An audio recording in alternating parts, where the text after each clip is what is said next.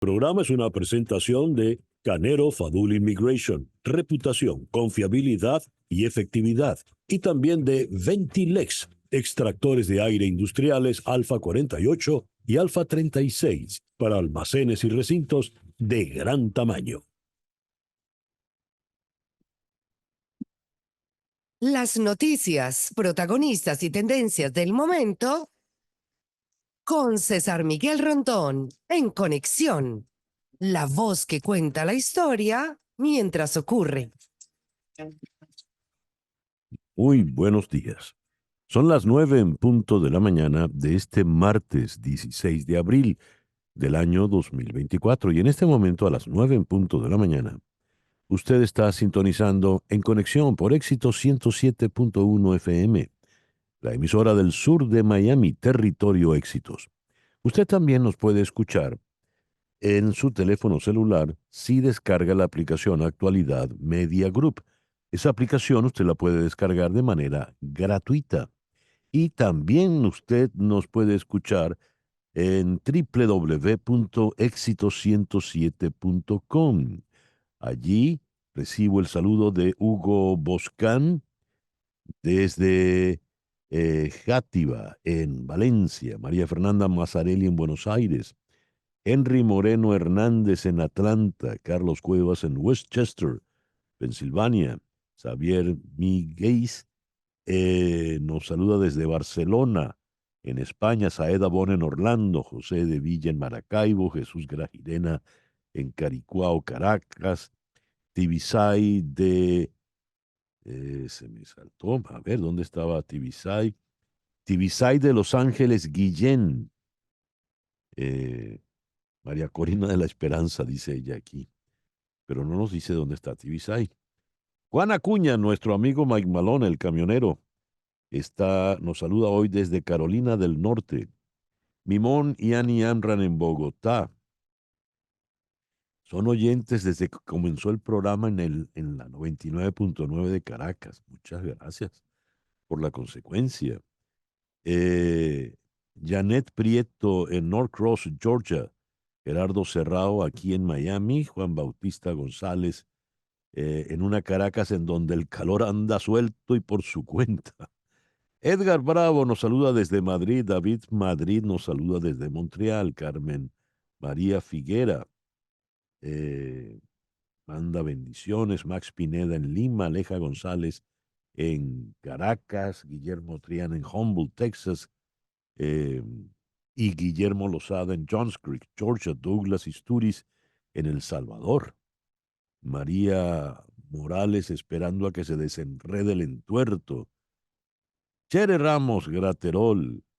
Feliz día, Chere. Jesús Aguiar, desde Arequipa, Sibel Ríos, en Tennessee, Gamaliel Vivas, en Clarines, Estado Anzoátegui. Muy bien. Gracias a todos por reportar la sintonía de En Conexión. En Conexión es una producción de Flor Alicia Anzola para Éxito 107.1 FM en Miami. Muy buenos días, Flor Alicia. Buenos días, César. Buenos días, Carlos, Laura y a todos aquellos que se comparten este amanecer. Bueno, no es amanecer. No, no, Hace no. rato que amaneció. Este rato mañanero con nosotros. Gracias. Laura Rodríguez está en la producción general. Buenos días, Laura. Muy buenos días a todos. En Madrid, María Sofía Rodríguez y en Junto a Flor Alicia hacen la producción informativa. Buenos días, María Sofía. Muy buenos días, feliz martes para todos mis compañeros en el estudio, también para toda la audiencia. Jesús Carreño en la edición y montaje, Carlos Prato en los controles. Buenos días, Carlos. Muy buenos días. Y ante el micrófono, quien tiene el gusto de hablarles, César Miguel Rondón. Hoy es el día de San Benito José Labre, María Bernarda Sobirós, Santa Engracia, Santo Toribio y San Contardo de Brona. Brona, no Broma, Brona. En el calendario astrológico tenemos en el día de hoy la luna creciente en Leo, quizá la más auspiciosa de todo el ciclo lunar, porque es la luna en la que le reconocen a usted todos sus méritos. Es la luna en la que por fin le van a aplaudir. Muy buena para aquel que busque reconocimiento. Es una excelente luna, por ejemplo, para los teatreros, los artistas, porque es la luna en que le van a aplaudir, van a reconocerle todos sus méritos. Magnífica luna para dar reuniones magnánimas, eh, magnánimas, no majestuosas. Es una excelente luna para lanzar un producto al mercado. Es la luna, pues, en la que usted por fin va a reinar. Luna creciente en Leo, Sol en Aries y Mercurio retrógrado. Así tenemos este martes 16 de abril. Hoy es el Día Mundial de la Voz, decretado por la Federación de Sociedades de Otorrinolaringología, con el objetivo de crear conciencia de la importancia que tiene la voz, cuidarse de la afonía y también de la disfonía. Es el Día Internacional contra la Esclavitud Infantil. Eh, Tal vez parece imposible imaginarse que en estos tiempos existe esclavitud infantil, pero lamentablemente es una realidad que afecta, escuche usted, a más de 200 millones de niños en todo el planeta. Es el Día Mundial del Emprendimiento para homenajear a aquellas personas con espíritu emprendedor y visionario que se inician en el desarrollo y la ejecución de una idea de negocios. Es el Día Internacional del Síndrome de Wolf-Hirschhorn. Es un síndrome poco frecuente que provoca una alteración genética y que puede ser diferente entre cada persona. Produce cambios físicos e intelectuales en los individuos que lo padecen y con el paso del tiempo se hacen mucho más visibles. Aquí en Estados Unidos es el Día Mundial de Selena. En 1995, cuando George W. Bush era gobernador de Texas, lo impuso y nombró el día como el Día de Selena. El programa que te hemos preparado para el día de hoy lo vamos a iniciar en Guardamar del Segura, en Alicante, España, con el escritor Francisco Zuniaga.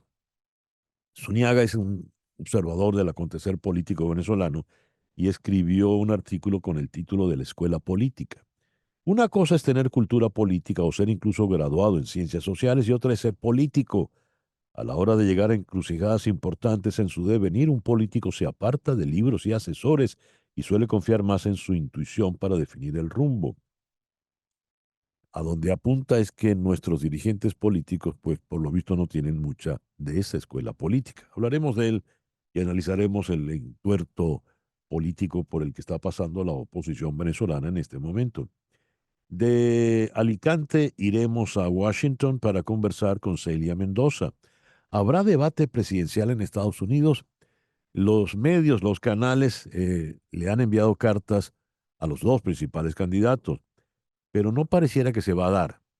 Abordaremos esto con Celia Mendoza. De Washington iremos a Houston para conversar con la periodista Mariana Párraga, especializada en el tema petrolero. Estados Unidos no renovará una licencia temporal que expirará pasado mañana jueves y que alivió ampliamente las sanciones al sector del petróleo y gas de Venezuela, según informó un portavoz del Departamento de Estado. De Houston iremos a Madrid para conversar con Goiseder Azúa. Eh, a propósito del Seagate. Del Seagate llamaron en España cuando fue Delcy Rodríguez en el año 2020, en enero, no podía entrar en el territorio europeo, pero aterrizó y el entonces ministro José Luis Ábalos se reunió con ella. Como Ábalos no ha dejado de ser un personaje polémico en España, ahora ha vuelto a salir el tema del Seagate con fotos y demás. Ya hablaremos porque esto salpica la política del gobierno español, pero también pues salpica al gobierno venezolano. Y en Madrid vamos a conversar con el flautista y compositor venezolano Omar Acosta a propósito de su nuevo disco Impronta.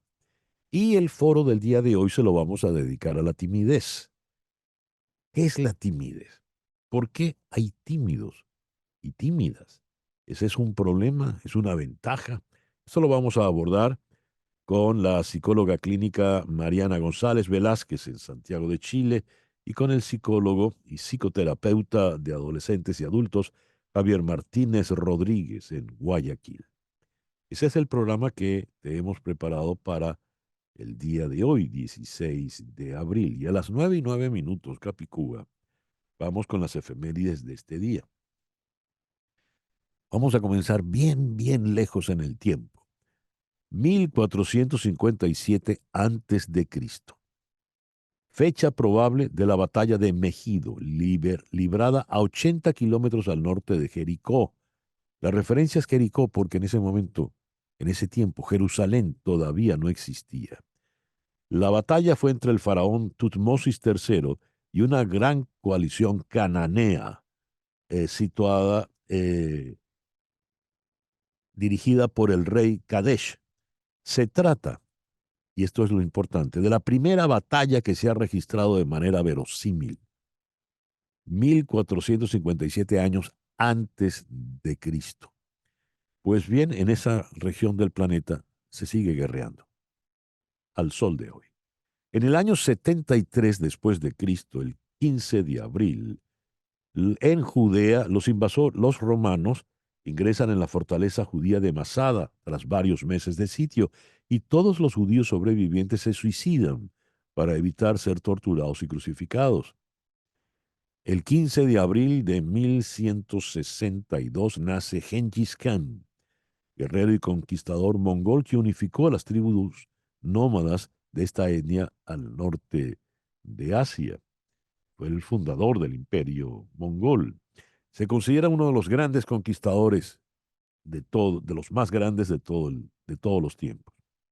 Ya en tiempos más recientes, imagínense ustedes, en 1531, en el siglo XVI, durante unas obras de ampliación del camino que unía a Veracruz con Ciudad de México, dirigidas por Juan de Salmerón, se funda la aldea de Puebla de Los Ángeles como un lugar de descanso para los viajeros.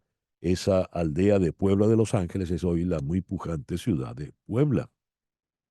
El 15 de abril de 1828 fallece en Burdeos, Francia, Francisco de Goya, a los 81 años.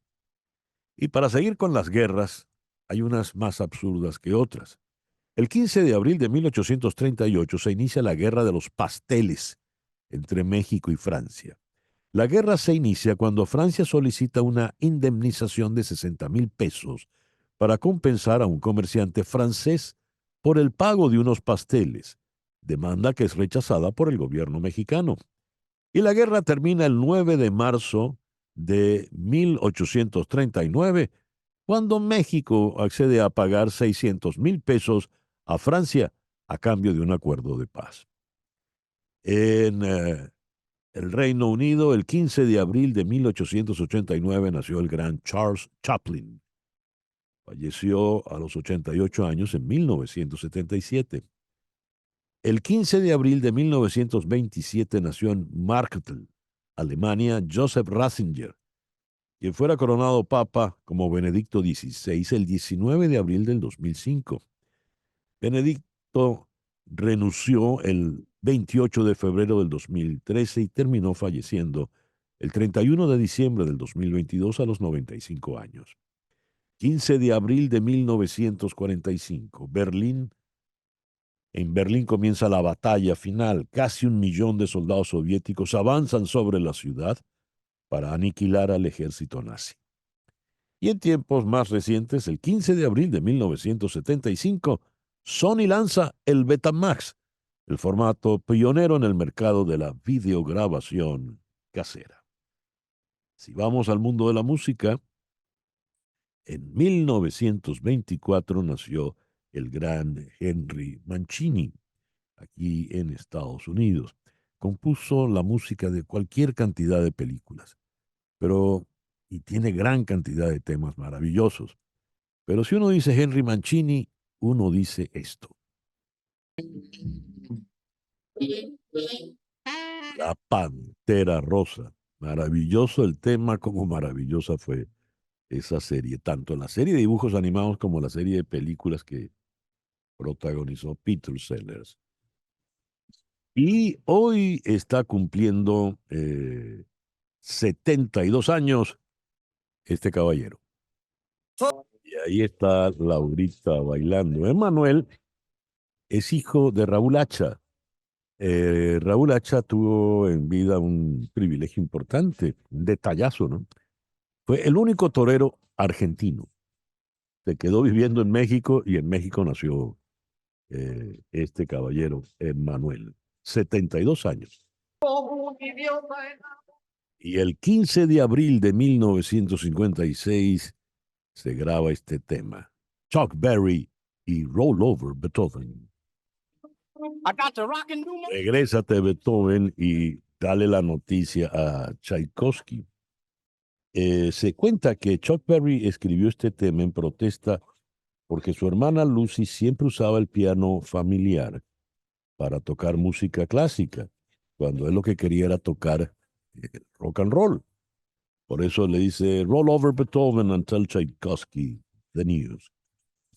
Beethoven, dig the rhythm and blues. Y ese tema lo grabaron los Beatles después con la voz de George Harrison y lo volvieron también todo un éxito. El editorial con César Miguel Rondón. Tenemos la noticia de la detención de de un periodista. Laura, habías dicho, el secretario del Colegio de Periodistas en Caracas, con lo cual el proceso de represión en Venezuela, Carlos Julio Rojas. Por lo tanto, el proceso represivo en Venezuela no se detiene para nada. ¿Por qué han detenido a Carlos Julio Rojas? Pues no hay información puntual, excepto que se le acusa de ser violento, lo ha detenido por órdenes del inefable Tarek William Saab. De acuerdo con el relato de su equipo de prensa, Rojas caminaba con su pareja por la esquina de Alcabala, en la parroquia La Candelaria, en Caracas. La pareja de Rojas relató que fueron dos hombres quienes se bajaron de un vehículo plateado para obligarlo a subirse. Los abogados del periodista investigan si se trata de una detención ejecutada por algún cuerpo de seguridad. El hecho ocurrió anoche a las 8 de la noche. Y todo esto enrarece aún más el panorama político venezolano. Una alerta del Sindicato Nacional de Trabajadores de la Prensa dice hombres encapuchados y vestidos de negro se llevaron la noche de este lunes 15 de abril al periodista y activista comunitario Carlos Julio Rojas. De acuerdo con el relato de su equipo de prensa, Rojas caminaba con su pareja por la esquina de Alcabala en La Candelaria. Eh, Esto ocurrió anoche sobre las 8 de la noche. Se supone que estamos en un tiempo electoral donde el régimen, la dictadura de Maduro, ha de dar algún tipo de concesión, ha de aliviar eh, el rigor, autoritarismo. Más no, eso no existe. Eso no existe para ellos. Hemos visto cómo se está pretendiendo ahora la cadena perpetua por la corrupción y cadena perpetua si tienen 25 años en el poder. eh, y si la corrupción ha crecido, es un asunto de ellos. El Ministerio Público informó, hablando del inefable Saab, que Carlos Julio Rojas fue detenido por tener una supuesta orden de aprehensión que lo vincula y señala directamente como instigador y operador logístico en el intento de magnicidio contra Nicolás Maduro el 25 de marzo pasado. Qué sinvergüenza. A Maduro se inventa planes de magnicidio prácticamente cada semana, cada 15 días, ¿no? Y ahí está. Escribe Enrique Capriles Radonsky. A Carlos Julio Rojas le están cobrando el acompañamiento que le ha dado a trabajadores jubilados y pensionados en su lucha por mejoras salariales. También le cobran su apoyo a las comunidades durante las denuncias por la crisis de servicios públicos y de todos los problemas que afectan a Caracas. Le cobran sencillamente ser un luchador social. Rechazamos esta nueva detención de Carlos Julio Rojas y nuestra solidaridad con sus familiares, amigos y a todos los líderes sociales que, como él, acompañan a nuestro pueblo para exigir sus derechos. Todo esto solo suma a la crisis y le resta, todo esto solo suma a la crisis y le resta al encuentro de soluciones que demanda el país. Es la cita que he leído de Enrique Capriles. Pues a exigir la libertad inmediata de Carlos Julio Rojas, como hay que exigir la de Javier Tarazona, como hay que exigir la de Rocío San Miguel. ¿Qué ha pasado con Rocío San Miguel? En fin. 9:22. Una pequeña pausa y ya regresamos en conexión con las noticias más importantes de este martes 16 de abril. Vamos con las noticias más importantes de este martes 16 de abril. El presidente de Ecuador, Daniel Noboa, aseguró que no se arrepiente de haber ordenado el asalto a la Embajada de México en Quito para detener a Jorge Glass, ex vicepresidente de Rafael Correa, al que el gobierno del mandatario mexicano Andrés Manuel López Obrador le había dado asilo horas antes. No me arrepiento, dijo Noboa en una entrevista brindada la pasada semana a un canal australiano, pero difundida solo el día de ayer. Esta fue la primera interacción de Noboa con la prensa desde el inicio de la crisis con México. El candidato presidencial venezolano José Brito pidió al Consejo Nacional Electoral una prórroga para que los ciudadanos puedan inscribirse en el registro de votación, cuyo plazo finaliza hoy, de cara a las elecciones presidenciales del próximo 28 de julio. Asimismo, dijo María Verdial, vicepresidenta del Movimiento al Socialismo Más, pidió al Poder Electoral extender el proceso al menos por una semana más. El juez Juan Merchan dijo ayer que celebrará la semana que viene una audiencia sobre la moción para sancionar al expresidente Donald Trump por sus publicaciones en redes sociales, según los periodistas presentes en el juicio penal contra Trump en Nueva York.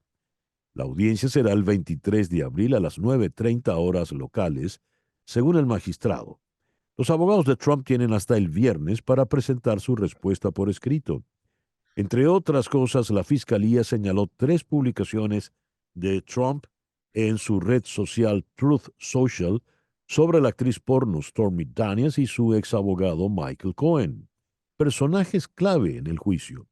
Sobre esto, el abogado de Trump, Todd Blanche, defendió que solo eran respuestas a, cito, los ataques salaces repetidos y vehementes de Daniels y Cohen contra su cliente, según The New York Times.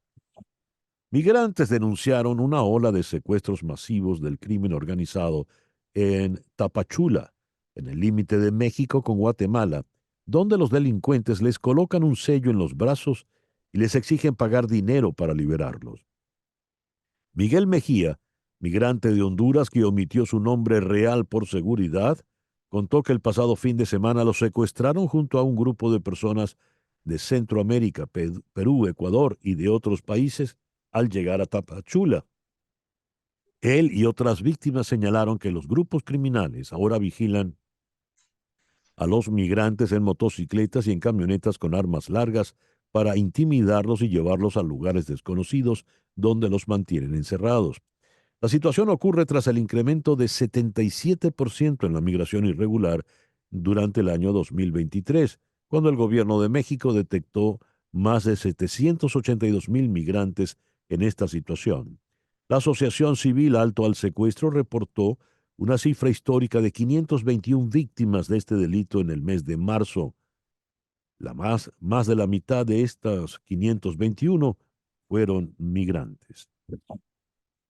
Estados Unidos no renovará una licencia temporal que expirará el jueves y que alivió ampliamente las sanciones al sector del petróleo y el gas de Venezuela, dijo un portavoz del Departamento de Estado, a menos que el presidente Nicolás Maduro avance en los compromisos de celebrar elecciones libres y justas este año. A falta de avances por parte de Maduro y sus representantes en términos de implementación de las disposiciones de la hoja de ruta, Estados Unidos no renovará la licencia cuando expire el 18 de abril de 2024. Fin de la cita del Departamento de Estado. El Capitolio espera hoy el próximo paso de la representante Marjorie Taylor Greene, quien amenazó con iniciar el proceso para destituir al presidente de la Cámara de Representantes, Mike Johnson, como ella, también del Partido Republicano, si permitía una votación sobre la asistencia a Ucrania. Johnson dijo ayer, el mundo nos está observando para ver cómo reaccionamos. Esto lo dijo al anunciar el plan para votar por separado sobre la ayuda a Israel y a Ucrania, probablemente el próximo viernes. La medida pondría fin a un bloqueo republicano de meses a la ayuda a Kiev y al mismo tiempo respondería rápidamente al ataque con misiles y drones de Irán contra Israel.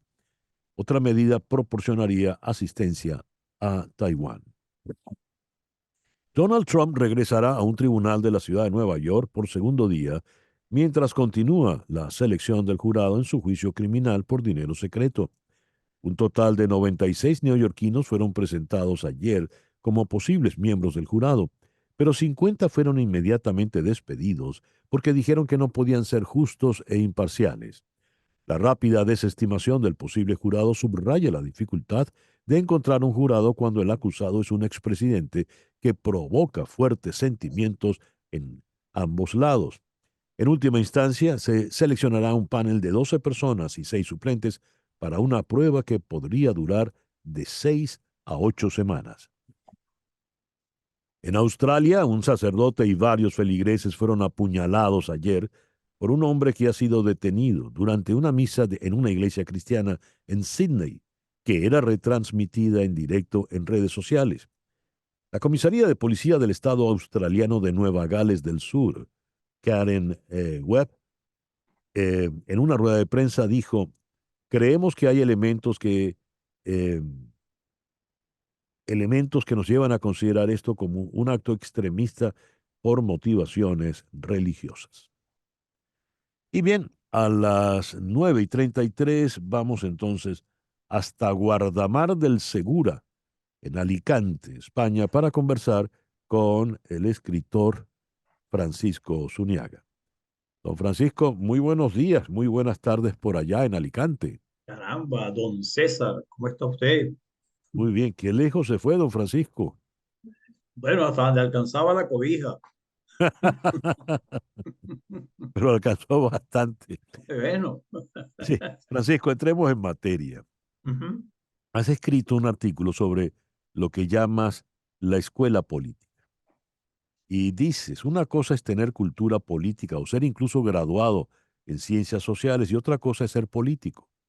A la hora de llegar a encrucijadas importantes en su devenir, un político se aparta de libros y asesores, si es que alguna vez los ha tenido, y suele confiar más en su intuición para definir el rumbo. Para ese momento prefieren la soledad y si se trata del líder, nadie más influye en su decisión. Y más adelante apuntas a que precisamente ha sido ese quizá el drama de la dirigencia opositora venezolana, la falta de escuela política. Y dices, esa escuela es la que se cursa militando en los partidos desde joven, comenzando la carrera en estructuras juveniles, aprendiendo el oficio de la forma más antigua. A ver, ¿a dónde apuntas tú con esto de la escuela política? Que es una manera muy decente de referirse a lo que antes se llamaba de una manera bastante soez, ¿verdad? Antes decían, es que esa persona tiene burdel, es decir, ha corrido en el mundo de la política y tú le das más dignidad a la experiencia y la defines como una escuela. ¿Quiénes tienen la escuela y quiénes no, Francisco? Yo creo que una de las consecuencias de la llegada de Hugo Chávez al poder fue demoler el sistema político venezolano y los partidos más institucionalizados en ese momento, AD, COPEI y el MAS, dejaron de tener esa constitución estructurada en una jerarquía que, bueno, dentro digamos, un punto de vista ideal, no era lo mejor para el ejemplo de lo que es la democracia partidista, es decir, no era el Partido Laborista inglés o el Partido Conservador inglés, no, Sí. pero nos servía perfectamente a los fines de ir solventando los problemas que se presentan en la vida diaria de todos los países.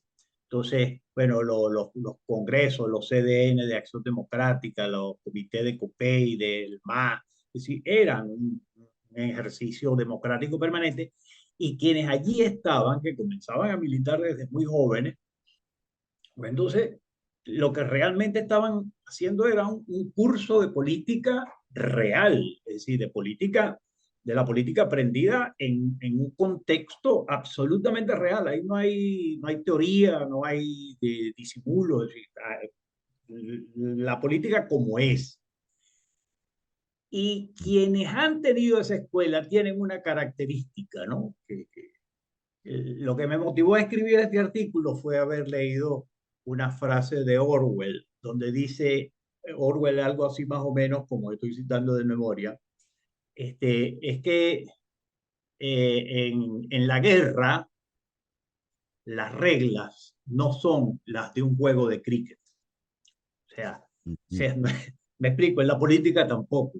Si tú no Ujú. tienes un set de reglas que son absolutamente caballerescas y que son de una solidez tal que nadie las viola. No, no, no es. Y sobre todo en nuestro caso, ya lo decía Betancourt, todos los líderes venezolanos han hablado de ese hecho. Ahora bien, esto se lo escribes evidentemente a propósito de la circunstancia por la que estamos atravesando en la oposición venezolana en este momento. Hay una fecha límite y hay que decidir un candidato. Se hicieron unas elecciones primarias donde resultó ganadora de una manera abrumadora y convincente la señora María Corina Machado. Pero la señora Machado no es bien vista por el régimen y no solo no va a ser habilitada, sino que la designada por ella, la doctora Corina Lloris, tampoco es aceptada precisamente por ser designada por la propia Machado. El señor Rosales no fue a las primarias y por lo visto cuenta con la buena pro del régimen. Y aludes a que este señor Rosales sí tiene escuela política, a diferencia de la señora Machado. ¿Por qué? No, no, no, yo no estoy diciendo eso exactamente. Es decir, María Bueno, Corina Machado tiene 20 años haciendo política. Ella ujú, tiene 20 años haciendo política en un contexto distinto. Ella tiene 20 años haciendo política sin una referencia como podía tenerla un militante de AD en el año 70, que tenía una referencia de un secretario general, un presidente, la figura Betancourt, Gonzalo Barrio. Es decir, ujú, quienes han hecho política desde que apareció Chávez hasta acá no han tenido esa referencia. Tampoco han tenido las organizaciones, ujú. tampoco han tenido la libertad con la que antes se podía operar. En consecuencia, pues sí, tienen 20 años haciendo política, pero les ha faltado esa escuela. Porque en esa escuela se aprendían muchas cosas, no, no, no, no, no solo las cuestiones zamarras o de la trampa, no, no, no, también se aprendían muchísimas cosas de gran utilidad y sobre todo a ser muy pacientes en política. Y yo no lo digo por María Corina, eso lo puedo decir, cualquier venezolano lo puede decir, por Enrique Capriles, por Leopoldo López, por Ujú. Juan Guaidó, es decir, por todos los que, Julio Borges, todos los que han hecho política después que el sistema partidista fue destruido. Francisco, en esa estructura partidista se aprendía a negociar, ¿verdad? Utilizaste un término, paciencia. Y la paciencia y supone una habilidad importante para negociar. Evidentemente Rosales sabe negociar. Yo La creo que sí, señora, la señora Machado sabrá negociar, a tu entender. yo creo que también, pero quizás ella tiene una otra escuela, ¿no? Ella tiene más la escuela que viene del ámbito privado, de otra, digamos, otras relaciones, ¿no? Ujú. También la tiene en el ámbito político, pero como te dije antes, en un contexto completamente distinto, ¿no? Es decir, una cosa que yo creo que la gente tiene que tener muy clara ahorita es que estamos en una dictadura, que hay un dictador y que el dictador marca la agenda, pone la pauta, desaparece gente. Es decir, el dictador hace un montón de cosas que normalmente no ocurrirían en un país democrático, no como éramos nosotros, eso no ocurría antes. Si el presidente no decía cuándo eran las elecciones, el presidente no, si el presidente era una voz en medio de un gran debate, nuestros líderes nunca fueron líderes unánimes, ni Betancourt fue unánime, siempre tuvieron una gran oposición democrática en el interior de los partidos y fuera de los partidos. Es decir, Ah, ese contexto yo creo que le falta a la élite política que desde 1999 ha estado luchando con esto y eso es lo que ha generado esos sucesivos fracasos. Que yo entiendo que sí, sí, no puedes pensar que la oposición ha fracasado solo por sus errores. Ha cometido errores, es cierto, pero la oposición ha fracasado porque enfrente tiene una dictadura que además es absolutamente incompetente en todas las cosas que hace, menos en una, en aumentar su poder, sí, reprimir, porque tienen además muy buena esquina. Ellos tienen otra escuela, ellos tienen la escuela cubana, la escuela claro. soviética y hasta la escuela china. Una última pregunta, Francisco. De lo aprendido en esa escuela, según lo aprendido en esa escuela, ¿cómo podría resolverse el entuerto actual? Yo te digo, César Miguel, que soy particularmente pesimista en estos últimos días, porque todo lo que yo pensé que no debía ocurrir está ocurriendo Ay, Dios. o ha ocurrido. Es decir, yo comencé, mi posición inicial fue resaltar los méritos de todos quienes aspiraban a ser candidatos presidenciales. Ujú. Porque mi forma de participar en esto es, dicho sea de paso, escribiendo notas políticas. Bueno, escribí notas políticas donde hablaba positivamente de Rosales, de Capriles, de María Corina, de Guaidó, de Caleca, y al final, cuando llegaron las elecciones primarias, bueno, dije, mire, yo voy a votar por Caleca porque a mí me parece que Caleca es lo mejor, es el mejor. Ujú. Cuando María Corina resulta electa, yo de verdad dije, bueno, ahora viene un momento muy difícil, pero bueno, aquí no hay duda, la líder y la candidata es María Corina Machado. Entonces, incluso entre estos últimos artículos escribí uno donde hablaba de que, bueno, oye, la orden que dio Nelson en Trafalgar, que cada quien cumpla con su deber, que cada uno haga lo que tiene que hacer.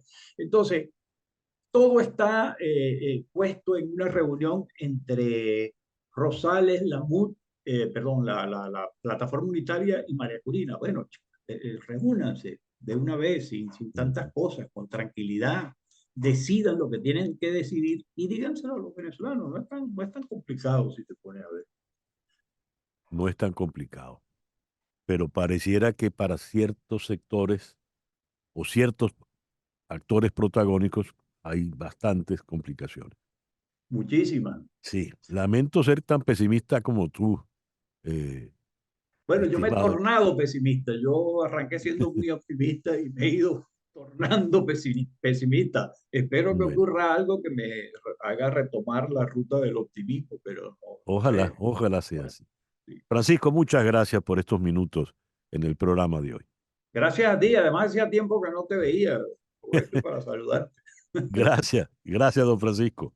Un abrazo. Francisco Zuniaga, talentoso novelista venezolano y analista político, fue militante de Acción Democrática por muchos años y allí adquirió mucha experiencia diplomática. 9:45, una pequeña pausa. Al regreso, ¿habrá debates en Estados Unidos entre Trump y Biden?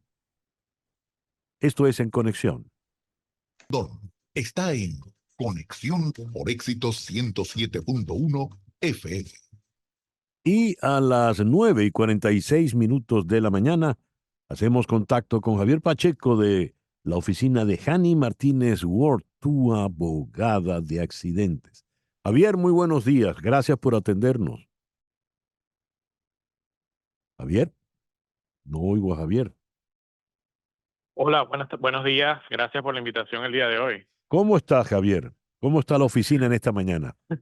Muy bien, aquí me encuentro precisamente en el call center desde bien temprano, desde las 7 de la mañana estoy por aquí con todo el equipo en la oficina, atendiendo llamadas, atendiendo personas que han estado involucradas en accidentes. Recuerdan que nuestra representación legal es para cualquier persona que haya sido víctima de un accidente y tenga cualquier tipo de dolor. ¿Qué es lo que ocurre comúnmente? Que las personas tratan de hacer su reclamo por ellos mismos o que minimizan el dolor o las molestias que tienen, porque cuando uno le dice, nosotros hacemos reclamos por lesiones, la persona nos dice, ya, pero yo no fui al hospital, tengo una molestia en el cuello, pero no es nada grave.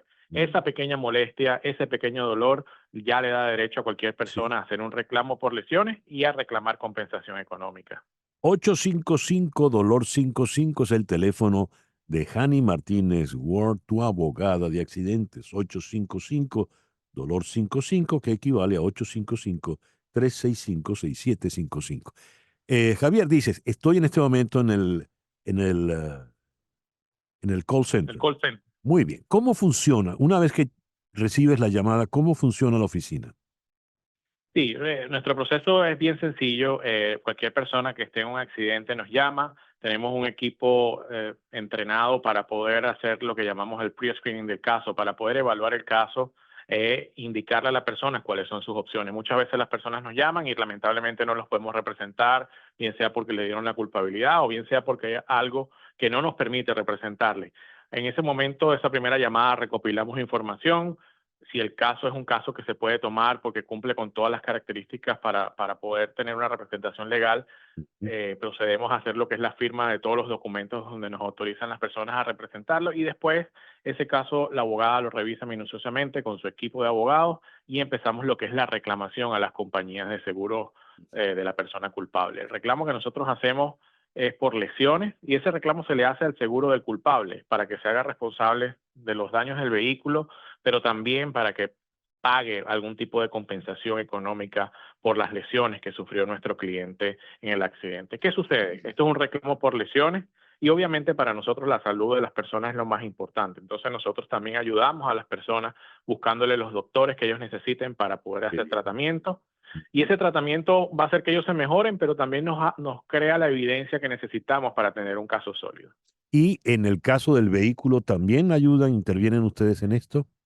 Sí, eso es una cortesía que hacemos aquí en la oficina porque el enfoque realmente nuestro es la parte de las lesiones. Sin embargo, entendemos la importancia que tiene lo que es el vehículo para las personas. Muchas personas trabajan con su vehículo, muchas personas necesitan su vehículo para transportarse a su sitio de trabajo y nosotros asistimos a todos nuestros clientes en todo ese proceso, bien sea de lo que es la reparación, conseguir un vehículo de renta o lo que es el pago de la pérdida total si el vehículo fue declarado pérdida total. Eso es algo que nosotros asistimos a todos los clientes aquí en nuestras oficinas. Como verá, habrá escuchado usted, estimado oyente, estimada oyente, el servicio que presta la oficina de Hani Martínez Ward, tu abogada de accidentes, es un servicio muy completo. Por eso este teléfono tiene que estar en la memoria de su celular, porque usted no sabe cuándo viene el accidente, cuándo puede ocurrir el accidente. 855-DOLOR-55, le repito, 855-DOLOR-55, que equivale a 855-365-6755. ¿Y ese call center está funcionando con algún horario en particular, Javier? Sí, el horario es non-stop, 24/7, 24 horas del día, 7 días a la semana. Y algo importante, todo nuestro equipo del call center es bilingüe. bien sea que usted hable español o hable inglés, le vamos a poder atender en su idioma, vamos a poder explicar de manera sencilla, que eso es otra de las cosas que es nuestra prioridad, explicarles todo este proceso legal que puede sonar complicado de una manera fácil a las personas, que las personas sepan cuáles son sus derechos y sepan que nosotros aquí lo que le vamos a brindar son soluciones. El problema ya existió porque ya el accidente ocurrió, de ahora, desde ese momento en adelante la persona tiene que buscar soluciones y aquí estamos nosotros para hacer esa solución. Magnífico. 855 dolor 55. 855 dolor 55, que equivale a 855-365-6755, el teléfono de Hani Martínez Ward, tu abogada de accidentes. Javier, muchísimas gracias. Muchísimas gracias a ustedes. Feliz día para todos. Gracias. Javier Pacheco, de la oficina de Hani Martínez Ward. In the morning, saving for red as but that you'll ever remember.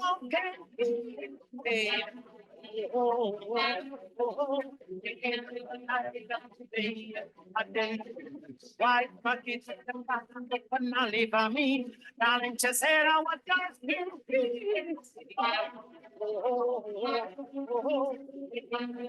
15 de abril de 1969. Desmond Tucker and the Aces coronan el primer lugar en el Reino Unido con los israelitas de Israel.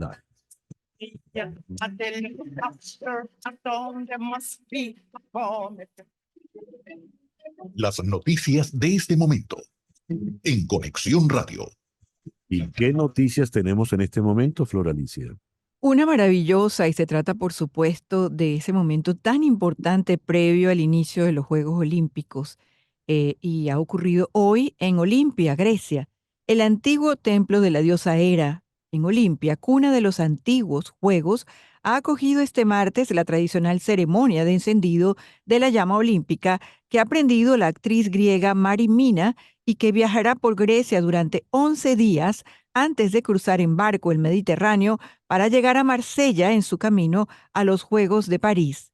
Por su parte, París, con la mayor parte de las obras acabadas y la venta de entradas a un buen ritmo, las Olimpiadas de París 2024 afrontan sus últimos 99 días antes de la ceremonia de inauguración, con la seguridad como primer asunto de preocupación de los organizadores. Esa es una tradición hermosísima. Hermosísima. El viaje de la antorcha, ¿no? Sí, sí, sí, de verdad. Y el video es maravilloso, vale la pena verlo. Muy bien. Muchísimas gracias, Flor Alicia. Es tradición en la política de Estados Unidos los debates entre los aspirantes a algún cargo de votación popular.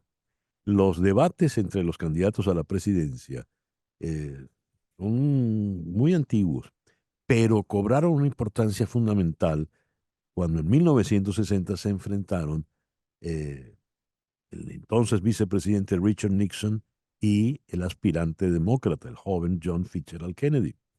En radio ganó Nixon, pero los que vieron el debate dijeron que ganó Kennedy.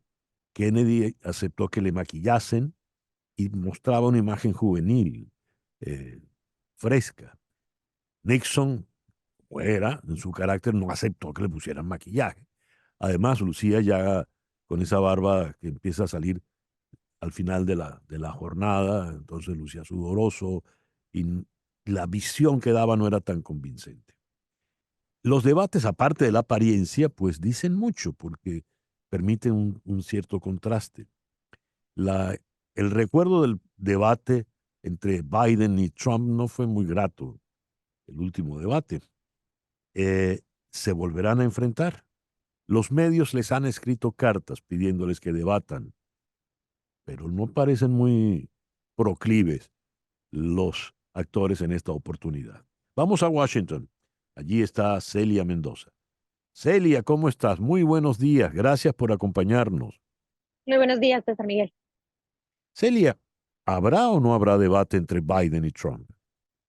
Se espera que puedan seguir esta tradición de décadas aquí en los Estados Unidos y que puedan debatir. Donald Trump ha invitado a Joe Biden a que lo haga. Recordemos que lo hizo hace ya algunas semanas. Sin embargo, las campañas no han llegado a acuerdos y desde que inició esta campaña electoral, este ciclo del 2024, hemos visto cómo se ha roto esta tradición. Donald Trump, a pesar de que es el que está en camino para ser el elegido del Partido Republicano, no participó en ninguno de los debates republicanos de este ciclo electoral, lo que podría sentar un precedente y darle también la salida a Joe Biden para simplemente no hacer un debate. Los demócratas están evaluando de qué forma podrían llegar a esta situación. Hay que recordar que en las últimas intervenciones públicas, el presidente de los Estados Unidos ha tenido algunos deslices, errores que han sido criticados y que obviamente podrían enfatizar este tema de la edad, que no es solamente un problema para Joe Biden, pero también para Donald Trump. Esto obviamente no significa que no exista la presión y la necesidad, como lo manifiestan los canales estadounidenses, los medios de este país, que hay una necesidad pública de que los candidatos se enfrenten y puedan establecer sus plataformas de campaña y sus políticas. Pero a esto obviamente hay que sumarle los horarios de las cortes que tiene Donald Trump, que se podrían convertir en una excusa perfecta para salir de esto. Y si el Partido Demócrata y el presidente Joe Biden no está interesado en hacer un debate, podríamos ver estrategias individuales de cada uno de ellos para establecer lo que ellos utilizarían en este caso a los medios para hacer, que son estas reuniones comunitarias, en inglés les llaman town halls, que son televisados con canales que podrían tener esta expectativa y sería más un debate o un pregunta-respuesta con los miembros del electorado. Y esto parece ser uno de los caminos que podrían estar estableciéndose eventualmente, pero no sabemos qué vaya a suceder exactamente, si el Partido Republicano pueda ejercer presión para que se dé un debate, teniendo en cuenta que ellos sienten que Donald Trump podría ser más fuerte, o que el Partido Demócrata también haga lo propio. Por ahora parecen estar cada uno escépticos a lanzarse a esta posibilidad y establecer fechas de antemano. Infiero por lo que dice Celia que hay temor en el lado demócrata de enfrentar a Biden con Trump por que pueda Biden caer en uno de sus deslices. ¿Es eso el punto? Es posible según los analistas que esto podría ser una de los cálculos que están haciendo. En este instante, la manera en la que se está manejando esta elección es completamente distinta a otros años electorales. Tenemos a dos candidatos muy temprano en la elección, ya siendo los candidatos casi elegidos de cada uno de los partidos y los cuales pueden tener diferentes opciones de cómo manejarse. Así que definitivamente esa es la clave. Ujú. Y Trump, ¿por qué no fue a los debates en el Partido Republicano? Porque se consideraba muy por encima de los aspirantes. Pero, ¿cuál sería su postura personal ante un eventual debate con Biden? Él ha dicho que estaría encantado, pero hay que recordar que Donald Trump dice que él siempre está encantado de ir. Al principio de los debates republicanos dijo que él le gustaría estar en el debate y al fin no terminó haciéndolo. Es lo mismo que ha dicho, inclusive en la corte. Dijo que él estaría dispuesto a testificar y es muy posible que no lo haga. En el término, él tendría que analizar, y esto es lo que podríamos ver, tendría que analizar cómo lo beneficia, qué cadena lo haría, porque él usualmente no lo haría con cadenas que él siente son enemigas, y quiénes podrían ser los moderadores. Dijiste que a lo mejor, como tiene una agenda muy complicada en los tribunales, se le complicaría asistir a algún debate y sería una magnífica excusa. Ya que mencionaste lo de los tribunales, ¿qué información se está manejando allá en Washington de lo que está ocurriendo en Nueva York? Básicamente hay mucha atención por este momento de qué va a suceder, recordando que hoy también aquí en la Corte Suprema se está analizando la posibilidad de si los juicios del 6 de enero podrían ser revisados. La próxima semana estaríamos viendo los argumentos en el tema de la inmunidad, pero en el Nueva York lo que se sigue de cerca es cada paso de lo que sucede en la Corte y en especial si se podrá establecer un jurado que sea independiente, que pueda tener una veracidad a la hora de tomar decisiones, y eso ha llevado desde luego a otras especulaciones y declaraciones por parte de Donald Trump. Se espera que inclusive pueda enfrentar $3,000 de castigo financiero por haber violado su orden de no hablar acerca de los testigos o de las personas Ujú. involucradas en el caso, y esto podría ser definido en los próximos días. Pero lo que estamos viendo es lo que se presenta como uno de los juicios más seguidos, donde no hay cámaras y donde los reporteros que están en la sala se han convertido en los únicos que están dando paso a paso lo que sucede allí mismo, y se están encontrando con unas negativas o con rechazo de sus versiones por parte de la defensa, lo que establece que este será un juicio muy particular y donde desde luego las consecuencias son muy importantes. Pero, César Miguel, no podemos olvidar que no solamente en Nueva York le espera esto. Esta misma semana estaríamos viendo, de esta semana a la otra, el tema del caso civil que tendría su compañía y los fondos multimillonarios que debe y cómo los va a manejar. Así que su campaña anunció que estarían moviendo parte de sus operaciones a Nueva York para poder atender a todo lo que sucede en medio de los casos legales. El caso de lo que él ha dicho en Truth Social, su propia red contra el abogado Cohen y contra la actriz porno, esta señora Daniels, ¿de qué manera lo puede perjudicar? ¿Y qué representa? ¿Cómo se ve desde la solemnidad que pueda tener las instituciones allá en Washington? Una discusión donde está involucrada un expresidente y una actriz porno discutiendo entre ellos. ¿Cómo se ve eso, Celia? Bueno, realmente es muy difícil poder establecer el decorum y la manera en la que hoy se ven las cosas desde la capital de los Estados Unidos. Si esta pregunta lo hubiéramos hecho hace 8 años, estaríamos hablando de algo impensable.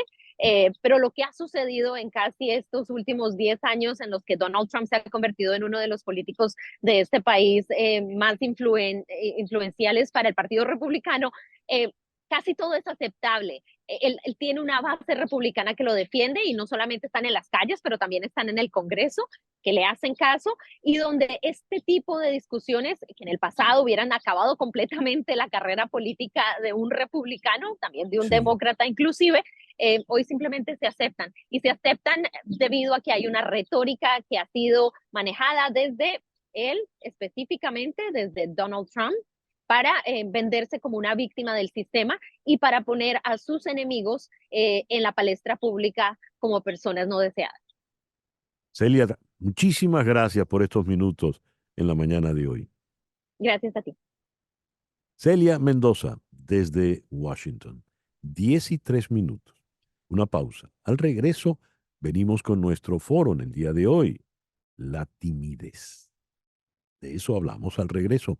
Esto es En Conexión por Éxito 107.1 FM en Miami. ¿Qué es la timidez? ¿Por qué hay personas tímidas? ¿Es un defecto eh, importante? ¿Es sencillamente una característica y no un defecto? ¿Es superable la timidez? Son muchas las preguntas que vienen a propósito de esto.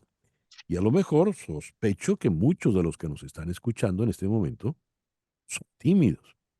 A ver, en Santiago de Chile está la psicóloga clínica Mariana González Velázquez. Mariana, muy buenos días. Muchas gracias Buenos por días. acompañarnos. Un gusto estar aquí de nuevo. Y en la ciudad de Guayaquil, frente al mar Pacífico en el Ecuador, está el también psicólogo y psicoterapeuta de adolescentes y adultos, Javier Martínez Rodríguez. Javier, muy buenos días. Gracias por acompañarnos. Muy buenos días. Un millón de gracias. Encantado de estar aquí de nuevo. A ver, comienzo con Mariana. Mariana, ¿qué es la timidez? La timidez es el miedo al rechazo, a hacer el ridículo, a meter la pata, al que dirán. Miedo al rechazo, a meter la pata. Y por eso, ¿qué hago? ¿Me contengo? ¿Me limito? Hay mucha gente que se cohíbe, que limita sus interacciones sociales, que deja de salir o de frecuentar algunos sitios. Eh, en algunos casos puede ser transitorio, puede ser reactivo a un mal momento, a un mal rato, y en otros casos se puede ir haciendo más crónico y llegar a desarrollar una fobia social y a, bueno, impedir buena parte del desempeño de esa persona, laboral, personal, en varios aspectos, incluso familiar. Javier, ¿cómo definirías tú la timidez? Bueno, la timidez, como ese miedo al rechazo, a la desaprobación, básicamente es ese miedo a que seamos de alguna forma excluidos o vistos negativamente por el entorno. Y recordando que el ser humano, esencialmente somos seres sociales, la timidez tiene que ver un poco con eso. Si me rechazan, me excluyen. Si me excluyen, me puedo terminar quedando solo. Entonces prefiero evitar esas situaciones que me lleven a eso y, bueno, me voy retrayendo para estar en la zona segura, de alguna forma. Por la definición que los dos han dado, la timidez está muy cercana de la inseguridad o es una variante de ser una persona insegura. Eh, ¿Por qué soy tímido? ¿Por qué una persona es tímida? ¿Y de en qué momento se empieza a sentir la timidez? Mariana. Bueno, puede haber muchas razones. Efectivamente, la confianza en sí mismo, la autoestima, la seguridad que nos transmiten nuestros padres desde niños. Sobre todo ahí es fundamental el criterio de realidad. Cuándo sí lo hago bien y cuándo no lo hago bien para poder mejorar. Eso no se dice o eso no se hace o efectivamente lo hiciste súper bien, estamos súper orgullosos. Y esas interacciones diarias desde pequeños nos van dando la seguridad para después desenvolvernos en ambientes donde no vamos a tener esa protección, donde no va a estar el colegio, no vamos a tener a nuestros padres, sino que ya estamos hablando de ambientes más competitivos, universitarios, deportivos, laborales. Y bueno, todos somos sujetos en algún momento de pasar un momento incómodo y de que eso nos haga un poco tímidos en determinadas situaciones. Pero es susceptible de mejora y también si no se acompaña puede ser susceptible de empeorar. A ver, Javier, he conocido casos, ¿no? Me viene en este momento una familia muy amiga donde uno de los hijos, el hijo mayor, es muy, muy tímido, pero el que le sigue es completamente extrovertido, son todo lo contrario. ¿Cómo pudo darse eso en una familia donde los dos son hermanos, no hay mucha diferencia en edad y son hijos del mismo padre y la misma madre? Bueno, ahí hay un par de cosas. Por un lado, sí, indudablemente que uno puede decir, si es el mismo entorno familiar y digamos que la carga genética es más o menos la misma, similar, ¿cómo llegan a estas diferencias? Ujú. Justamente el tema de las diferencias individuales y el poder ver que hay una carga con la que nacemos y hay una parte que nos dice, bueno, esto ya es algo de la persona, no necesariamente es solo que viene del entorno o de la crianza. ¿Ok?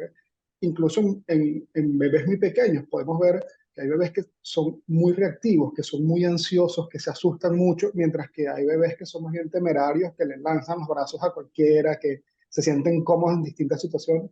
Entonces, esto nos hace ver que sí hay una parte interna con la que nacemos y que también el entorno puede ir reaccionando de distinta forma cada uno. Por ejemplo, a veces con el hijo mayor, los padres suelen ser un poco más sobreprotectores, porque eso es primera experiencia, tienen como mucho más miedo a muchas cosas, y al final vamos transmitiendo esos miedos en la crianza. O sea, con el segundo ya es mucho más desde la aventura que se atreva, que se caiga, que haga, y tal vez se refuerza mucho más ese espíritu un poco más aventurero, menos temeroso. Entonces se van mezclando las dos cosas, pero indudablemente que sí hay una parte con la que podemos nacer que nos lleva a ser un poco más tímidos o menos tímidos. Ojo, y aclarando con la punta inicial que no es un defecto, es una característica. Defecto es cuando complica ya mucho el funcionamiento de la persona. Pero Pusiste, Javier, el ejemplo desde que son bebés, ¿verdad? Y uno sí nota que hay niños sumamente tímidos y otros que son niños ya muy extrovertidos. Ahora, cuando se llega a la adultez, el tímido puede pasar por antipático, ¿verdad? Porque no interactúa, no mira a los demás, no sonríe, dice que antipático, que creído, que se creerá fulano o fulana de tal. En esos casos, ¿qué es lo que está ocurriendo? Le pregunto a Mariana González. Se arma una defensa frente a esos momentos incómodos, difíciles, de timidez. Se arma la defensa y estas personas lo que hacen es aislarse para protegerse y evitar esas interacciones sociales donde se puedan sentir incómodos o sientan que pueden meter la pata. Generalmente lo que los ayuda es como cuando dominan un área. Puede ser un área laboral, puede ser un área de conocimiento, puede ser un área deportiva y como que cuando dominan un área, ahí logran ser más extrovertidos y tienen como más soltura para surfear la ola en esos momentos. Pero en general pueden poner esas barreras para protegerse. Mm. Dijiste, Javier, que no necesariamente la timidez es un defecto. Hay gente que es así. Bien, pero el que es así y está tranquilo con ello no tendrá mayor inconveniente, pues. Pero de repente, por razones sociales o razones laborales, esa persona tímida quiere dejar de ser tímida, quiere tener más soltura al compartir con los demás. Eso se puede superar, se puede curar, si fuese el verbo necesario en este caso. Sí, indudablemente que sí. Cuando la persona ya siente la necesidad de, bueno, quiero superar un poco esta parte, me están limitando algunas cosas, sí se puede superar y básicamente la premisa central con la que se trabaja, bueno, en la psicología, este tema nos dice mucho de que la evitación alimenta la ansiedad. O sea, la persona, mientras más va evitando las situaciones que le dan miedo, al rechazo, al ridículo, al papelón, pues mientras más las evita, más miedo le va a dar a afrontarla la próxima vez. Entonces, justamente una de las cosas que sí se hace es exponer a la persona de forma lenta y progresiva a ir venciendo el miedo poco a poco. Pero sí se puede vencer si se trabaja, y de hecho, por lo menos con los jóvenes, digamos, ya adolescentes, empezando la adultez temprana, es un momento muy clave donde se pueden dar grandes avances en pasos pequeños, pero justamente en lo que ven que logran un paso correcto y hicieron algo, eso los anima para dar el siguiente y van poco a poco y sí lo logran superar. En el caso, mencionó Javier el caso de la adolescencia y es cuando empiezan las relaciones románticas, ¿verdad? Empieza a procurar a la persona que me gusta. Eh, había un dicho que fulano de tal era tan tímido que se casó con la vecina, ¿no? No fue capaz de ir más allá. Tu experiencia clínica, qué nos, qué te dice, Mariana, de esos primeros acercamientos ya eh, con sentimientos, enamorados, etcétera? Son maravillosos, además, acompañar a los adolescentes cuando están en esa fase de acercarse a la que les gusta o las niñas también tratar de que el que les gusta las llame, las busque. Por supuesto que hay mucha timidez de que no se dé cuenta más nadie, solo él y yo, porque bueno, también los amigos pueden ser muy crueles y esos momentos de vulnerabilidad donde se muestra que me gusta, también algunos amigos pues tienden a ser un poco maliciosos y eso incrementa por supuesto la timidez, que se retraigan, que lo eviten, pero son muy ingeniosos también y entonces bueno, todas estas redes sociales ahora ayudan en muchas de esas cosas y se mandan mensajes y se mandan canciones y se mandan videos, entonces es maravilloso, por supuesto que también cuando hay esos desencuentros amorosos, o cuando la que me gusta no le gusto, es dolorosísimo también. Y bueno, yo me he encontrado con pacientes, de hecho, actualmente tengo un paciente que su primera relación amorosa fallida, porque además la chica, a veces somos muy pérfidas las mujeres, le rompió el corazón y bueno, o sea, dos divorcios, una tercera pareja y todavía, bueno, nos toca ir hacia atrás y tratar de entender y desarmar eso para que, bueno, la única manera de que funcione nuevamente es entregándose. O sea, eso pasa y a todos nos han roto el corazón. Bueno, pero ahí ya entramos en otro problema. Ahí no hay que ser tímido para que te revienten el corazón, ¿no? No, ahí hay de todo. Hay que estar vivo nada más. Sí. Basta estar vivo. Estamos ya sobre el cierre, el tiempo se vino encima. Y a manera de conclusión, Javier, qué le podemos dejar a nuestros oyentes? Mira, justamente la idea de que eso que nos imaginamos tan terrible que puede pasar, un papelón, la metida de pata, la vergüenza, muy pocas veces, por no decir nunca, casi nunca llega a suceder. Siempre es peor lo que se imagina que lo que termina sucediendo. Entonces el atreverse a dar esos pequeños pasos, a exponerse un poquito, a estar en una situación de paso en paso se van logrando grandes cosas, pero siempre entendiendo que el miedo nos plantea una imagen mucho peor de lo que termina siendo realmente. No siempre hay que creerle a ese miedo que tenemos. Ya. Muchísimas gracias, Javier, por habernos acompañado en esta mañana. Un gusto, siempre a la orden. Y Mariana, muchísimas gracias por habernos acompañado en el programa de hoy. Un gusto. Mariana González Velázquez, psicóloga clínica en Santiago de Chile, y el también psicólogo Javier Martínez Rodríguez en Guayaquil. Hacemos ahora una pausa muy breve y al regreso nos ocupamos de la decisión de Estados Unidos de no renovar la licencia temporal a Venezuela, que se vence pasado mañana.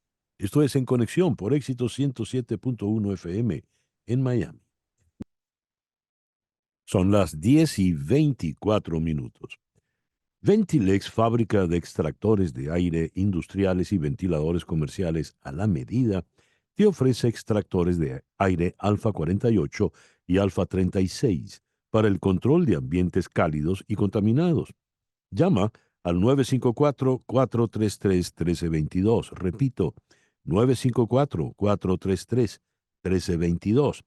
Y también para tu empresa que requiere ventilación directa y constante, diseñamos Titan 36, el ventilador industrial más efectivo para puntos fijos.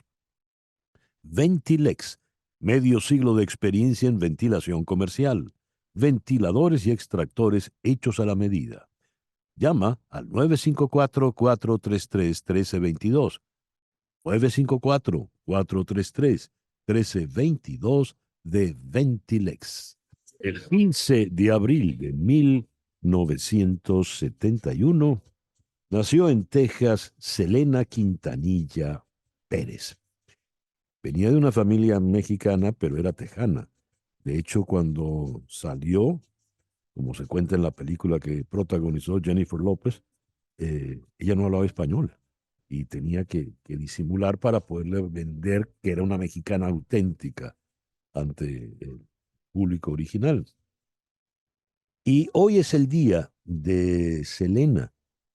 George W. Bush, cuando era gobernador de Texas, a raíz de su trágica muerte, pues decidió que este era el día de Selena y todavía así lo celebran. Ella fue asesinada por la presidenta del club de fans cuando tenía apenas 23 años.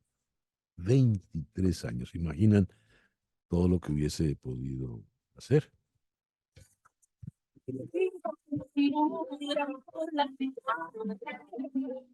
Hoy estaría cumpliendo apenas 53 años. Y nos quedamos en Texas. Vamos ahora a la ciudad de Houston, donde está de la agencia Reuters, la periodista que quizás sepa más de petróleo en el mundo, Mariana Parra. Mariana, muy buenos días. Gracias por acompañarnos en esta mañana. No te estoy oyendo, Mariana. Tienes que quitar el mute. Ajá. Ahora sí. No, sigo sin oírte, Mariana. A ver.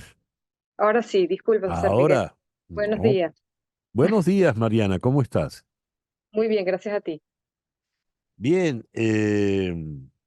Leo, Estados Unidos no renovará la licencia temporal que expira el próximo jueves, que alivió las sanciones al sector privado, al sector de petróleo y gas de Venezuela, según un portavoz del Departamento de Estado. ¿En qué situación nos encontramos en este momento? ¿Qué es lo que se espera, Mariana? Bueno, el Departamento de Estado ayer emitió esta comunicación, que es apenas un párrafo, a los medios explicando que no va a renovar la licencia 44, que es la licencia más permisiva que tiene Venezuela en este momento para el sector petrolero. Es una licencia general que aplica para todas las empresas que operen en el sector de petróleo y gas de Venezuela. y que se emitió con temporalidad desde octubre del año pasado hasta el 18 de abril de este año. Lo que el Departamento de Estado está diciendo es que no están dadas las condiciones electorales, básicamente, para renovar la licencia, que era una parte de la negociación entre los Estados Unidos, Venezuela y la oposición, para poder renovar esta licencia o seguir entregando licencias individuales para el sector de petróleo y gas en Venezuela.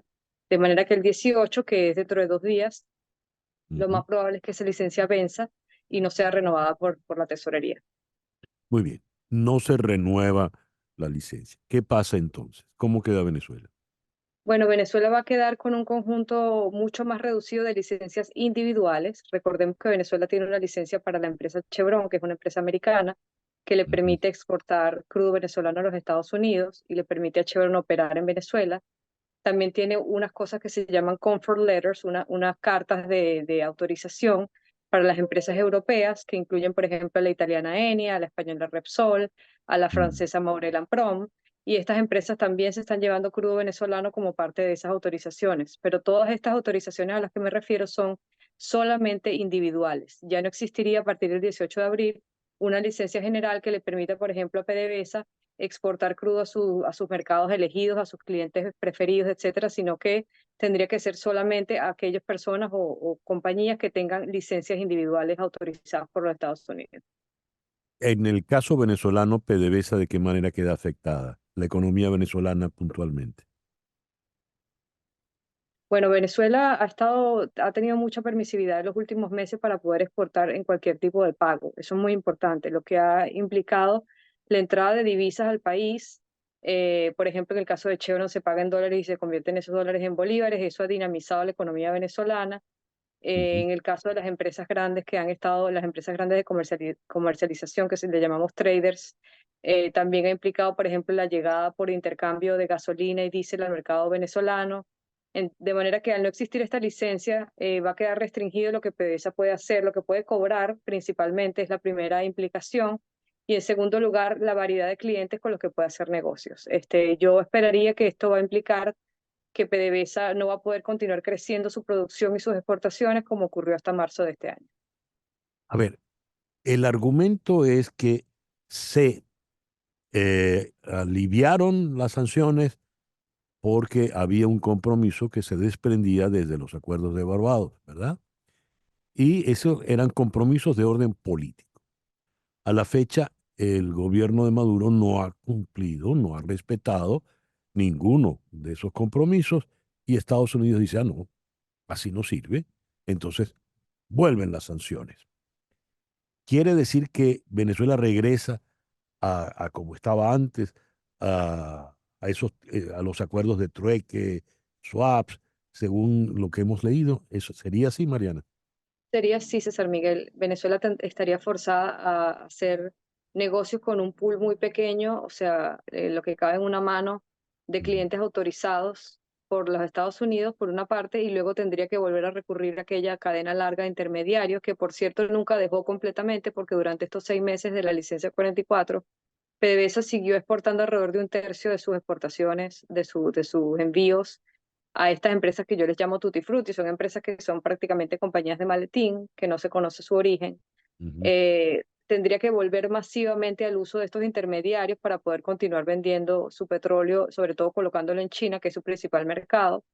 Y eso tiene muchas implicaciones, no solamente de pago, porque PDVSA no puede cobrar completamente en moneda dura esas exportaciones, sino también tiene implicaciones en, por ejemplo, lo que vimos el año pasado y este gran desfalco de los 21 billones de dólares perdidos, porque son compañías muy difíciles de traquear, y PDVSA probablemente va a caer en la misma novela del año pasado de que no podía cobrar las exportaciones porque simplemente no podía conseguir a esos clientes una vez que ya se habían llevado los cargamentos, ¿no? Entonces, entra PDVSA en esa zona gris en la que tiene que recurrir a intermediarios. Eso afecta su flujo de caja, por supuesto, afecta la calidad de sus exportaciones y le pone un techo a lo que ella puede continuar creciendo su producción. Mariana, cuando se firma Barbados, teníamos un planeta en circunstancias distintas. No había guerra en Gaza, Irán no había bombardeado a Israel. ¿Estos elementos de qué manera cambian el mercado petrolero y cómo queda PDVSA en esos cambios? hay mucho más inestabilidad en el mercado petrolero y los precios han estado subiendo. En este momento a PDVSA le convendría muchísimo que le autorizaran de nuevo la licencia 44, porque la licencia 44 le permitiría vender a muy buenos precios en este momento. Esa es la realidad. Si le quitan la licencia 44 y volvemos al escenario de licencias individuales, PDVSA va a tener una pérdida de oportunidad, porque en este momento podría estar vendiendo mucho más y sobre todo también podría estar iniciando negocios de gas que no ha podido hacerlos. Disculpa, Rodríguez. Que no ha Tranquila. podido hacerlos recientemente. Entonces, yo creo que esa sería la implicación más importante. PDVSA tendría un techo de lo que puede hacer. Ya. ¿Hay algún argumento en el mundo petrolero para entender la tosudez del gobierno de Nicolás Maduro de no ceder en nada de lo que se había comprometido? Se cayó la llamada. Bien. Es bueno acotar que Chevron queda al margen, ¿eh? Los funcionarios, tal como decía la nota original de Mariana, no piensan revertir la autorización otorgada a Chevron en 2022 para vender petróleo en Estados Unidos desde sus empresas conjuntas en Venezuela, que se renueva, ese sí se renueva automáticamente cada mes. Mariana, estás de nuevo con nosotros. La pregunta que había formulado decía, en el mundo del petróleo, que es el que manejas, ¿hay alguna manera de entender la tosudez del gobierno venezolano para no haber cumplido ninguno de los compromisos que ponían en juego estos elementos según lo firmado en Barbados? Yo no lo veo. Yo creo que hay un divorcio enorme entre la estrategia política y la estrategia financiera, ¿no? Ajá. Venezuela estaría buscando ahorita fuentes de ingreso, eso es lo que cabría esperar. Incluso si está preparando unas elecciones, lo que uno esperaría es que el gobierno de Maduro estaría interesado en poder cobrar dinero de sus exportaciones petroleras para poder tener dinero para las elecciones. Eso es lo lógico.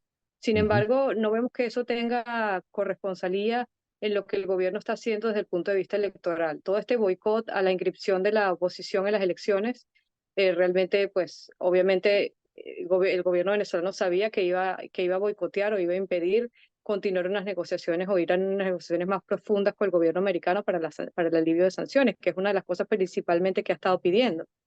Pero Ujú. yo siento que el gobierno de Maduro nunca ha dado nada a cambio en estos 6 meses en que estuvo Sí. vigente la licencia 44, ¿no? Entonces es muy difícil para el gobierno de Estados Unidos justificar ahora que va a Ujú. renovar la licencia si las condiciones más básicas que pidió el gobierno americano y que se negociaron con la oposición en ese acuerdo de Barbados no se han cumplido. Claro. Mariana, muchísimas gracias por estos minutos en el programa de hoy. A ti, César Miguel. Gracias a ti. Mariana Párraga, de la agencia Reuters, experta en la fuente petrolera desde la ciudad de Houston. 10:36. Las noticias de este momento en Conexión Radio. ¿Qué noticias tenemos en este momento, Flor Alicia? Bueno, César, el resultado del maratón de Boston. El etíope Sisai Lema ganó su primer título en el maratón de Boston ayer, terminando con un tiempo de 2 horas, 6 minutos, 17 segundos en la carrera masculina, mientras que Hellen Obiri de Kenia retuvo su título de 2023 en la carrera femenina. Lema, que es el cuarto hombre más rápido de la historia, después de su final de 2 horas, 1 minuto 48 segundos en el maratón de Valencia en el mes pasado, marcó el ritmo inicial y consiguió una gran ventaja. Y aunque el grupo perseguidor cerró la brecha con Lema a medida que avanzaba la carrera, el joven de 33 años de edad pudo aguantar para conseguir su segunda gran victoria en un maratón después de ganar el maratón de Londres del año 2021. El resultado lo consolida como uno de los favoritos para ganar el oro en los Juegos Olímpicos de París a finales de este año. Muy bien. Bueno, ya veremos qué ocurre. Gracias, Flor Alicia. El Delcy Gate, como le han llamado en España, vuelve a ser noticia. En la madrugada del 19 al 20 de enero del 2020, en el aeropuerto de Barajas, aterrizó la señora Delcy Rodríguez cuando no podía entrar en territorio europeo. De ese avión sacaron 40 maletas, algo así, y se reunió con el entonces ministro del gobierno de Sánchez, José Luis Ábalos. Eso lo llamaron el Delcy Gate. Pues vuelve a ser noticia. ¿Por qué? Vamos a Madrid. Ahí está nuestra muy apreciada Goiseder Azúa. Goiseder, buenos días. Gracias por acompañarnos. Muy buen día, César. Qué gran gusto escucharte y poder establecer este contacto. Y pues sí, como has dicho, el caso del Seagate vuelve a la palestra mediática, política española. ¿Por qué? Porque en la actualidad hay un caso muy grande, muy polémico, investigado por los tribunales, también muy tocado tanto en la Cámara Alta y Baja de España, que es el famoso caso Coldo. Caso Coldo es Coldo García Izaguirre. Él era el chofer primeramente y luego asesor de ese ministro que acabas de nombrar, de Pedro Sánchez, de José Luis Ábalos, quien era ministro de Transporte y también era coordinador del Partido Socialista Obrero Español. ¿Qué pasa? Que resulta que Coldo García, siendo asesor, pues está siendo investigado por cobrar unas comisiones millonarias en la venta de mascarillas durante la pandemia. La pandemia comenzó en el año 2020 y el del Seagate también en el 2020, ese 20 de enero en la madrugada. ¿Qué pasa? Que hay una relación muy estrecha entre Coldo García, el del Seagate, José Luis Ábalos, porque Coldo García, que está siendo investigado por esas comisiones de mascarillas, que además resultaron ser defectuosas por, imagínate, unas cantidades de 56 millones de euros. Dios mío. Coldo García estuvo esa noche, esa madrugada, en el aeropuerto de Barajas junto a José Luis Ábalos, el ministro de Pedro Sánchez, muy cercano, de hecho, muy amigo de Pedro Sánchez, que fue retirado del gobierno, fue retirado del PSOE por estar involucrado en esta polémica del caso Coldo. El diario El Mundo ha publicado unas imágenes en exclusivas que se ve a José Luis Ábalos, se ve a Coldo llegar a las pistas para reunirse con Delcy Rodríguez esa madrugada en el aeropuerto de Barajas. En una entrevista también para el diario El Mundo en exclusiva, Coldo García dijo que ni muerto podía hablar sobre el Delcy Gate, pero sí contó que esa madrugada, pues, tanto Coldo como José Luis Ábalos subieron a el avión en donde estaba Delcy Rodríguez con otros 4 miembros del gobierno venezolano, entre ellos su asesora de comunicación, estaba también el exministro de Turismo, Félix Plasencia. Ellos iban hacia Qatar. Entonces, ¿qué pasa? De ese avión surgió una reunión de más de 1 hora. Ellos empezaron la reunión como a las 12:30 de la madrugada, bajaron del avión a la 1:30 de la madrugada, pero también del avión se bajaron unas maletas. Según Coldo García, fueron unas 12 maletas que se bajaron del avión, pero después se volvieron a subir. Es decir, hubo algo que se dejó y esas maletas retornaron al avión. Entonces, ¿qué pasa? Ese caso se cerró en el año 2020 porque a pesar de que Delcy Rodríguez estaba vetada por la Unión Europea, sancionada en la prohibición de pisar territorio Schengen, los tribunales dijeron no, lo hizo mal, no es un delito porque estar en una zona de tránsito no quiere decir que haya pisado suelo español y esa causa se archivó.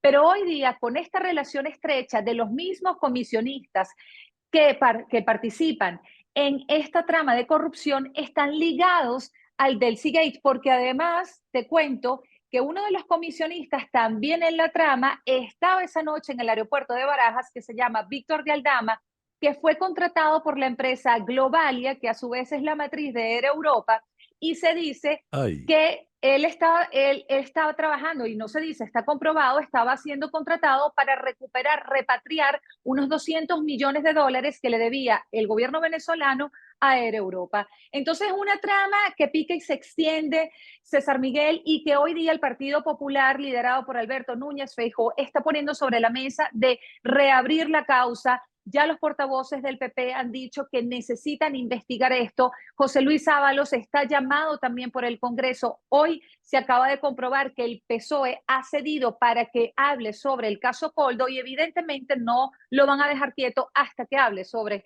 el Delcy Gate. A ver, leo lo que ha dicho Núñez Feijóo. Es evidente la vinculación del caso Coldo con Delcy se debe reabrir el caso de las maletas venezolanas. Es evidente que hay una relación directa entre la compra de las mascarillas, la forma y las condiciones del rescate de la aerolínea Air Europa y las maletas venezolanas que todavía no sabemos qué contenían. Dijiste, las maletas se bajaron, pero después se volvieron a subir al avión. Sí, ¿Las de vaciaron, hecho. las vaciaron en Madrid o las dejaron intactas? Bueno, ese es uno de los supuestos, César Miguel, y es por eso que te digo que este caso es tan interesante, porque primero se hablaban de 40 maletas que se dejaron, ya Coldo dijo que eran 12 maletas que se bajaron y subieron, entonces se descarta otras de las investigaciones que era que se podría traer oro. Entonces lo que se dice es que evidentemente para transportar fácilmente, vamos a decir fácilmente, oro, se necesita muchísimas personas y otras herramientas para trasladar ese peso, evidentemente. Entonces, como te digo, la opacidad y la gravedad del asunto es lo que está exigiendo el PP para que sea investigado. Y lo más irónico de todo, César Miguel, es que en un momento tan importante, tan dramático también para Venezuela, en un año electoral en donde la inhabilitación de María Corina Machado ya ha estado en boca hasta de Petro, Pedro Sánchez permanece en silencio y todo lo que tenga que ver en este caso con Venezuela, con la corrupción, con la inhabilitación y las represiones, pues desde el gobierno de España se mantiene la línea y la estrategia de no inmiscuirse, de evitar a toda costa dar declaraciones sobre el tema Venezuela. Bueno, como dijiste, Goiceder, esto pica y se extiende. Así que volveremos a llamarte en los próximos días. Goiceder, muchas gracias por habernos atendido en el programa de hoy. A ti, César, por el interés y saludos a todos desde Madrid. Gracias. Goiceder Azúa, periodista venezolana, ella es la presentadora del programa Esgoy y es corresponsal de TVB Network allá en Madrid. Esta noche a las 9, con Gladys Rodríguez por TVB Network. Esta noche Gladys hablará de la rinosinusitis infecciosa crónica. ¿Qué es y cómo se puede tratar? Con Gladys Rodríguez esta noche a las 9 por TVB Network. Y ahora cambiamos de música. ¿Qué tenemos allí, Carlos?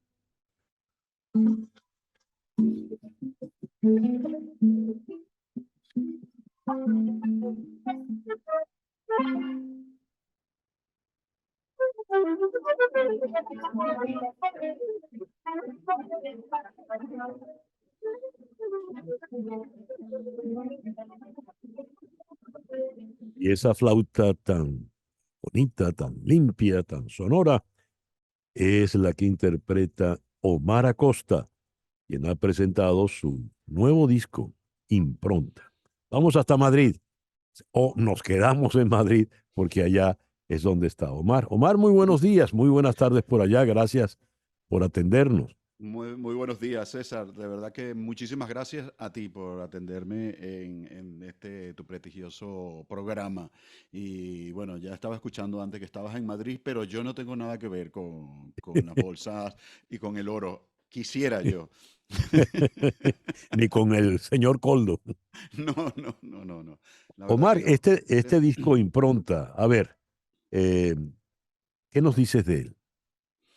Bueno, este es un disco que, a pesar de que es música nueva mía, música compuesta desde hace poco tiempo, en realidad es algo que llevo trabajando desde hace mucho tiempo. Este es mi octavo disco Sí. y realmente el único disco que ha sido en formato cuarteto y máximo ha sido el primero, que se llamaba Venezolada, que lo hice por allí por el 92 en Venezuela, Ujú, ¿no? ujú. Que fue mítico, que bueno, que grabaron muchísimos amigos, entre ellos mi querido Aquiles. Sí. Y bueno, luego de eso he hecho otros discos en trío, en dúo, casi siempre música mía. Pero ahora lo hago otra vez en un formato completo, ¿no? En cuarteto con invitados. Y para mí es casi como una continuación de ese primer disco. Para mí es una continuación de mi primer formato, Ujú. que es simplemente mi música con los ingredientes que yo tengo en el momento, claro, Ya. en todo ese tiempo, desde el 91 aquí, ha Ujú. habido muchos ingredientes, ¿no? Entonces ha pasado, porque ahí en esta música ahora yo tengo mucho de flamenco o algo de flamenco, mucho de música clásica, porque, bueno, un poco Ujú. mis influencias. Ujú. Y veo algo interesante, la flauta cobró mucho peso en la música venezolana. Estás tú, está eh, Toñito Naranjo, por Sí, supuesto, Luis Julio Toro, Huáscar Barradas, no lo podemos sí, dejar sí, sí. por Mis fuera. compañeros, todos, claro. Sí. ¿Y a qué se le atribuye? Porque mencionaste que tienes también flamenco, pero de repente la flauta también ha empezado a crecer en ese tipo de música. A qué obedece eso, según tu entender, Omar? Mira, pues tiene que ver un poco la influencia de Toñito, de José Antonio Naranjo, en la Ujú, música venezolana. Y antes del maestro Briceño, que era el profesor de Toñito, que ujú, era el flautista de la Sinfónica de Venezuela, que hacía ujú. música venezolana. Entonces, claro, estaba muy mezclada la música venezolana con la música clásica, porque eran músicos de las Sí. sinfónicas los que hacían esa. Por eso se llegó la flauta a un nivel técnico bastante avanzado, Ujú, que para mí el percursor y es uno de los que más ha influenciado a todos nosotros es Toñito, ¿no? José Antonio sí. Naranjo del cuarteto, en cuanto a eso. Y aquí Ujú, pasó algo también parecido, con diferentes flautistas, que ahora son compañeros míos, porque yo tengo mucho tiempo aquí en España, casi sí. 26 años, ¿no? Ujú, Sí. Y bueno, ha pasado con Jorge Pardo, por ejemplo, que ha sido ujú, uno de los que ha llevado la flauta a un alto nivel del flamenco y del jazz flamenco, porque Jorge Pardo, no sé si lo conoce, está muy ujú. metido en el jazz y en flamenco. Y bueno, a raíz de él a raíz de él y algunos más, él es el que Juan Parrilla también está, que era el flautista era el flautista de Joaquín Cortés y es amigo mío también. Ya. Ellos son como precursores de la flauta. A raíz Ajá. de eso, y por supuesto de Paco de Lucía, que los ha incluido en Ujú. su gira, es que la flauta se ha incrustado dentro del flamenco, tanto como lo que pasó con el cajón también, con Rubén Exacto. Dantamas. Que Sí, venía antes del cajón, hacían percusión con el bongo y fue Paco de Lucía el que en sí, sí, Perú sí, sí. dijo, ah, no, pero si esto suena mejor, Sí, el cajón sí, suena sí. mejor. Bien, Y es más práctico. dónde podemos escuchar, Omar, el impronta? Bueno, mira, Impronta es que realmente todavía no ha salido. Lo vamos a bautizar en mayo, aquí en Madrid, en Miranda del Ebro, que es por Burgos también. Vamos a hacer Ujú, otro concierto. Vamos a hacer una gira que va a incluir también París, 2 conciertos en París y un concierto en las Islas Canarias, en Fuerteventura, ¿no? Y ya, el Impronta se podrá escuchar en todas las redes, por supuesto, en todas las plataformas de maravilloso. streaming pero ahora mismo tenemos el pajarillo, que ese Ujú, que estaba sonando ahí, que es una ujú, versión de una pieza que que escribí hace mucho tiempo, que se llama Solo de Pajarillo, y que la ujú, han tocado cientos de flautistas alrededor del mundo. Uno de los que más le dio popularidad ha sido el mismo Huáscar, que hace ujú. en su pajarillo, en su introducción, me acuerdo hace mucho tiempo, ese pajarillo, el pajarillo mío, ¿no? Entonces Sí, ya he hecho una versión para cuarteto de eso. Y bueno, de momento, esa se puede escuchar en YouTube, porque está en YouTube, y en muy estos bien, días estará también en las plataformas, ¿no? Yo muy bien. quiero, sí, Sí. sí, perdona, perdona. No, no, no, Eh, dime. Es Antes que que se ya, me olvide, ¿no? Es que sí. para mí es importante este disco por los ingredientes humanos que hay, ¿no? Ujú. Primero el cuarteto que forman, ¿no? Primero por Miguel Siso, que no solo es el cuatrista, Uf. sino el productor, que ha sido el productor Mm, de este disco, de este proyecto. Para mí es muy importante, sí, bueno. porque, Son claro, palabras mayores. Miguel son palabras mayores. sí, sí, Sí, es un personaje un gran músico, muy meticuloso, sí, muy buena persona.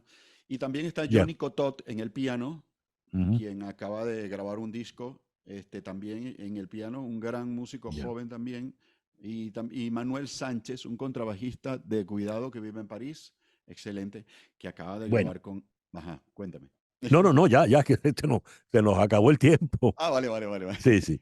Muchas gracias, Omar, por atendernos en esta placer. mañana. Un placer. Omar Acosta. Muchas gracias a ti, César. No, a ti. Hasta la próxima. Omar Acosta desde Madrid. En Conexión fue una producción de Flor Alicia Anzola para Éxito 107.1 FM, con Laura Rodríguez en la producción general, Mariel Sofía Rodríguez en la producción informativa, Jesús Carreño en la edición y montaje, Carlos Prato en los controles y ante el micrófono, quien tuvo el gusto de hablarles, César Miguel Rondón.